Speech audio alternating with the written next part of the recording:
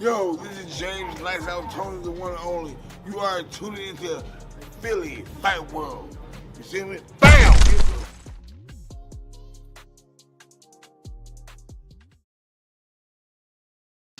What up, what up? It's another session of Philly Fight World with your host, me, Blake Anthony, DJ Sully right here. And we're here. As you can see the title below, there's a storm coming. And it's a man of no noise, just knockouts, DJ Quiet Storm Thompson. And as always, you know, there's fight news, there's fight analysts. This is Philly Fight World. Gentlemen, how y'all doing? We good. We doing good. How y'all doing?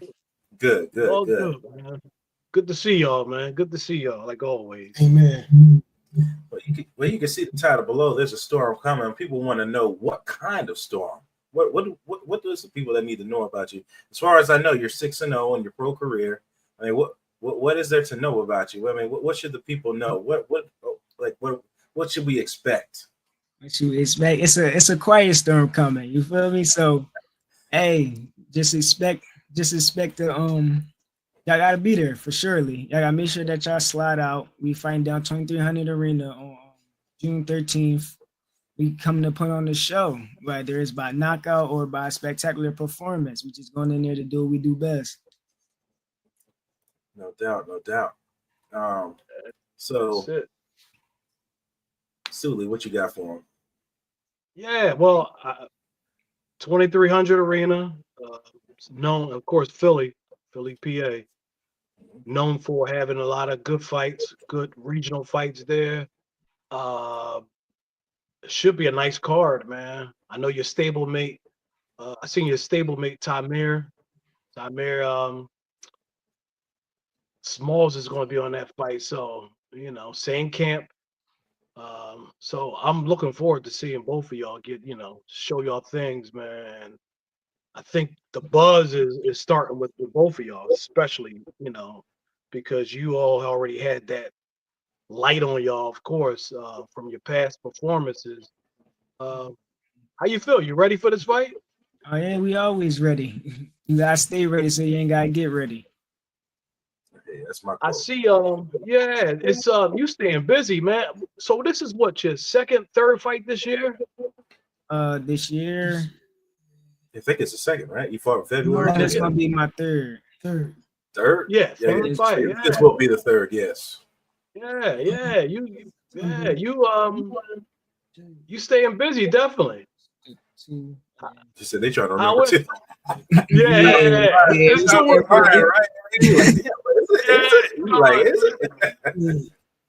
So they staying so busy. It's like, man, it's like every time you look up, you fight. He trying, Yeah, You know? he trying to get them dubs in the column. I ain't playing. I'm playing. Trying to get dubs in the column and stay on the big platform. But speaking of that, I said, I mean, how does it feel to be playing on those cards, fighting on those cards, and being on the big stages? I mean, how does that feel? Do you get butterflies? You know? well, yeah, of course, it comes with the butterflies, the nervousness, but once I get in that ring and then that bell ring, all that out the door. I'm just coming to do what I plan to do. No doubt. You can see you look good in a couple of these clips up here. I said, but you know, I guess you're right. I guess like when all it comes out, it just comes out and it becomes just business. Mm-hmm. I It's time to mean, work. can you tell us how you felt right in here in this little clip I got for you? I mean, what was your strategy coming out in this? In this look right here, the whole goal was to make sure my defense was tight. I was taller, so I wanted to keep that jab popping to set up my shots and to make sure that I was mixing the speed with the power. Yeah, and with this one, I also wanted to work more to the body than from what I had did in my first fight that I fought at the Wells Fargo. Mhm. Yeah, I was noticing here you kept cutting him off as he kept trying to run from you, and it looked like you had more of a reach on him. Mm-hmm. Sully. Yeah. And Yeah. this, Let, let me ask you something, Dennis. With these fights, do you do a lot of planning before the fights? Is it like do you find out who your fighter is? Do you go back and look at tapes of him, or you just make the adjustment as the fight go? yeah, we watch tape on them just to see how they initially fight. But also, I also still have in mind that things can change, so that I still need to be able to be in the ring to, if I need to switch up the game plan in that moment in time. Absolutely. We talk about that. We talk about camps all the time. We talk to fighters on the show all the time, and we try to educate people who don't, that just think boxing is just, they just throw punches at each other. I'm like, well, yes, but then again, there's a strategy to it. Much like most sports, there's a training process, there's a preparation process. You get guys that go in the ring with you to emulate who you're fighting. There's all of that. And it's just like you said, even in other sports, you got to call an audible. Sometimes your opponent might not do what you thought he was going to do. You've heard fighters of hurting their hand. Now you got to adjust yourself. You got to adjust your game because you injured your hand. Like, there's more to boxing than maybe people talk about. And that's just something we like to scratch the surface here and talk to you fighters, about your journeys and adjustments and stuff in fights that people may not ever know. Yeah. Is there anything that you came up with yet that you had to make like a big adjustment in a fight? Make a big adjustment. I don't really know if I had to make a big adjustment, but it was little slight adjustments that he had to make to make things easier in the ring. Mm-hmm. No doubt. Yeah. When you go into a fight, I guess of course you have a game plan going in. Going back to strategy wise, and you were saying like the last guy that clip that we seen, the guy was shorter than you. Is there any instance, or have you come across where there was a big height advantage where you were in the disadvantage? And if it was, like, what is your strategy then? Is it still trying to jab to get in, or what is it for you? Well, I have had my second fight. I had a taller opponent. He weighed a little more than me too. But with him, the whole goal was to continue to use the jab, but to use the jab to be able to get in there and stay close. And because since my arms are shorter than his, my punches come off faster and harder in the pocket than his would. It's good. That makes sense. That makes sense right there. Let me ask you something. Of course, as you move up, you get these fights, and of course, you're getting these wins. What is your goal? What is your goal right now, future wise? What weight are you now? What weight? I'm at 122. 122. Yeah, super bantam. Super bantamweight. Who's the champion in that weight? Who's the champion in that weight right now? Anyway, yeah. That's your boy. Yeah, you got the monster in there. The monster. That's your boy. Yeah. But by the time you come up, he'll probably be out of that division, of course. Probably. Yeah. How old are you right now? How old? 19. Yeah. You got some time. But you moving up fast, man. Mm-hmm. You definitely move up fast. In that division, of course, you look across that division. Who are the fighters in that division that you like? That I like. Forever. Yeah. Who I really I see Inoue a lot. I see him a lot. I like Inoue. Like him, yeah. Good style. Yeah, stay busy. He stays busy. But I tell you all the time when I see you in the gym, I say it's not, he's the hardest working man in that gym. DJ comes in, if it's a coach there or not, when I see him, he comes in, he gets busy. He knows what he has to do, and he gets busy. And you rarely hear a coach telling DJ, "Oh, you slacking, or you need to do this or do that." He knows what he does. He knows what he has to do, and he does it. And that's a good trait right there, brother. That's a good trait to have.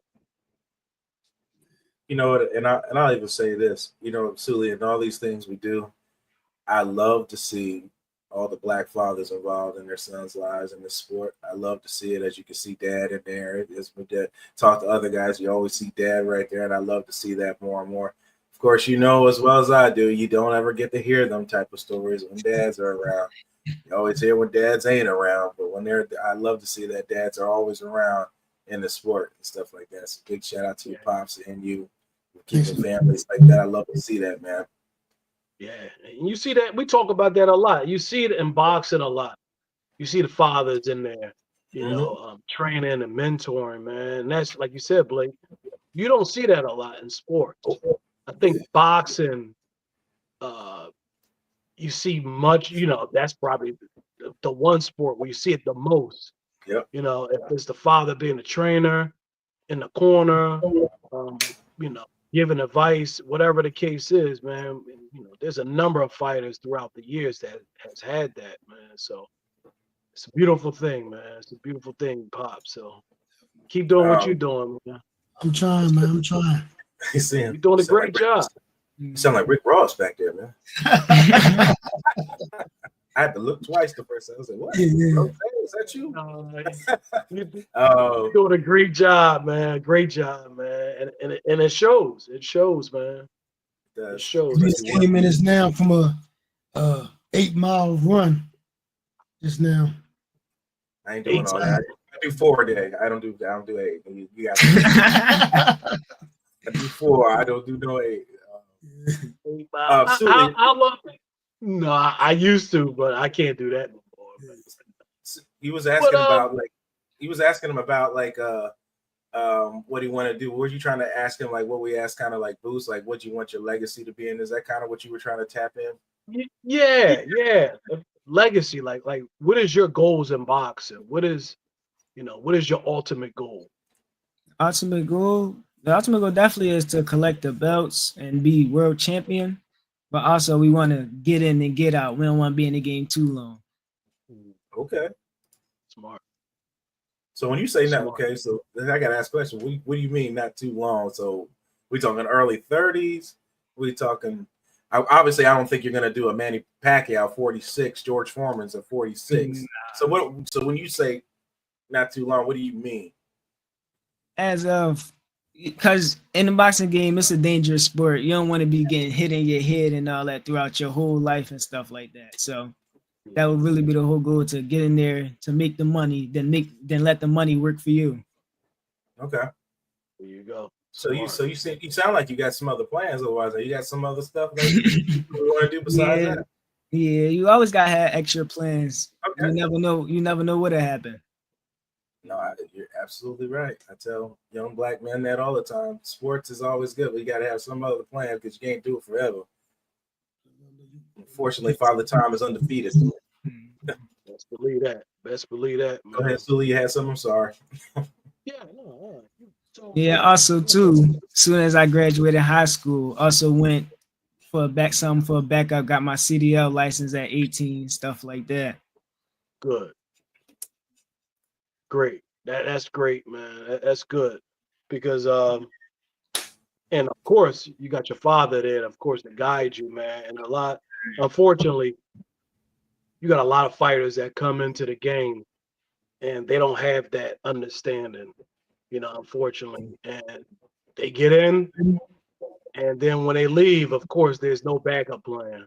Right. And so we've seen that.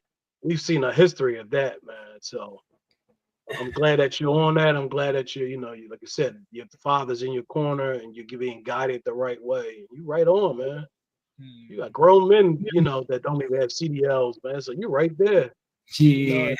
Fall back right there. Yeah, that's a cushion you have just in case something, happens. So good. And there's always more. It's untapped. You seem like a kid that's you have untapped potential to get whatever you want. Mm-hmm. But Sully, we talk about that all the time. Athletes, you've been doing this for so long. You do it for so long, and then finally it stops. You're like, what's next?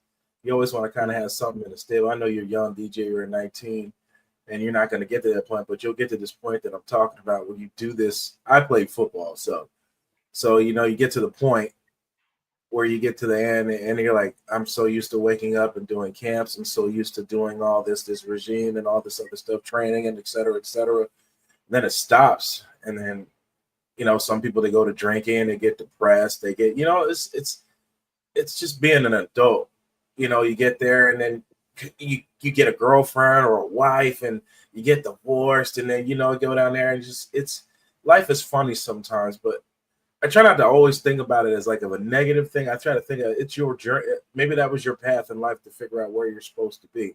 Many stories, before us, things happen that way because you're supposed to be put in a place you're supposed to be. Maybe you're supposed to meet people you're supposed to meet, but but it's always good to have plans, when you hang up your cleats, your gloves, or whatever it is, and give yourself purpose in life.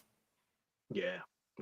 And I preach that to my children. I always warn them. I said, listen, going through life, you're going to have detours. You know what I mean? Oh, God, It's yes. like you're driving down the street and you think you're going one way and it's going to be that way. And all of a sudden there's a detour. That's just how life is, man. And so you got to maneuver yourself, of course, throughout life and expect the detours to come because they're going to come. They're going to come. So, you stay focused and, I know you deepen your faith and have your faith in God and, ask him to lead you and you're good. You'll be fine. You'll be fine, man. You're on the right track now. You're on the Yeah. right track now. The hardest working man in the gym, man. Hey, how was it? How was it working with Boots? And, you got Andy Cruz there. You got Christian Cardo. You got Tamir. You got all these professional fighters. Do you pick up things from them? Do you? Oh yeah, I pick up a lot of stuff from them, and it's great down there working with them because they all got their own little style and different way of going about boxing. So it's like I'm getting everything at once. You getting an education that a lot of fighters don't have, man, because you dealing with professionals, and not only professionals, man. These are good guys, man. Like just truly good people. You got Bozy. You got your dad. You got Pooh. You got Aaron over there. I mean, you got a wealth of knowledge, man, where you could pick from. You know what I'm saying? And you're blessed to be in that position to be around these people, man. Just good men, man. That's what it comes down to, man. Good brothers, good people in general to guide you, man. And be thankful for that. You know what I mean? Like, don't take that for granted, man. And I know you don't, but that's a beautiful thing to have because, like I said, a lot of brothers, a lot of people your age don't have that. Yeah, you see, you hit all that right on the head. Absolutely, knowledge. It sounds corny, but it's a phrase. Knowledge is power, man. Let me tell you. If you got the answers to the test, your path, your journey is going to be a lot easier than others.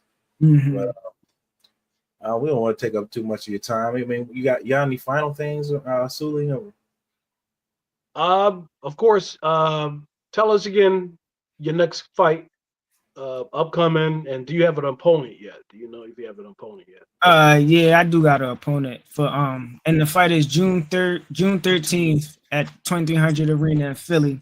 I also too got tickets if y'all want to tap it too. Y'all could DM me on Instagram at Dennis Thompson _NFUP and let me know what tickets and I'll let y'all want. Definitely. I forgot. NFUP. I did forget that.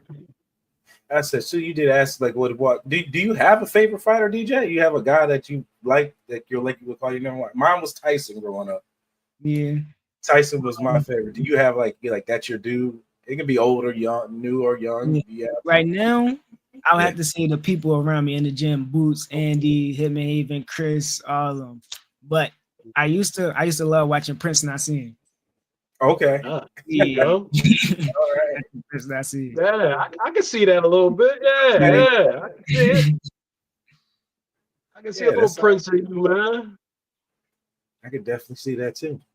Yeah. Well, fellas, I appreciate everybody coming on. Dad, everybody, DJ, Suli, appreciate everybody getting together. Hope we can do this again soon. Get out there and check DJ's next fight. You heard him. He's even got the tickets in your hand. Don't be shy. Make sure to DM him. I'm going to put his stuff, his information in the description when I shoot this. And make sure you guys DM him, check him out, follow his journey, follow all these guys' journeys because it's fun. It's fun to hear it. It's fun to watch it. It's fun to hear these stories that you don't get to hear.